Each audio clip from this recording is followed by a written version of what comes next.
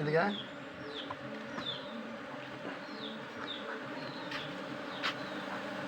আমরা দেখতে পাচ্ছি বক্স পরিবর্তন করার পর মাছি যেভাবে মশারি থেকে আমরা বক্সে স্থাপন করছি, রাগান্বিত মাছিগুলো আবার বক্সে চলে যাচ্ছে নতুন বক্সে।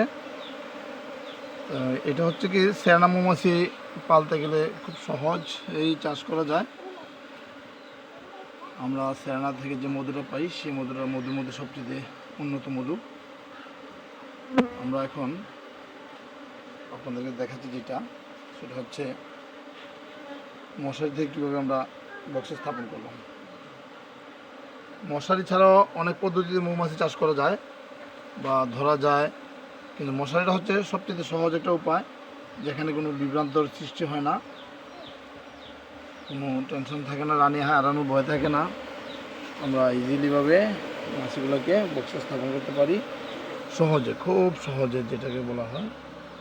তো আপনারা দেখতে পাচ্ছেন এখন বক্সের ভিতরে মৌমাছিগুলো খুব সারিবদ্ধভাবে প্রবেশ করছে। কার আগে কে যাবে সেই টান উত্তেজনা নিয়ে মাছিগুলো প্রবেশ করছে। বন্ধুরা, আপনারা যদি কেউ সেরানা মৌমাছি চাষ করতে চান তাহলে যোগাযোগ করতে পারেন আমার পার্সোনাল নাম্বারে 01715604978। ওই নাম্বারে যোগাযোগ করলে আপনারা মৌমাছি চাষের সহজ পদ্ধতি পেয়ে যাবেন। ধন্যবাদ, সবাই ভালো থাকবেন।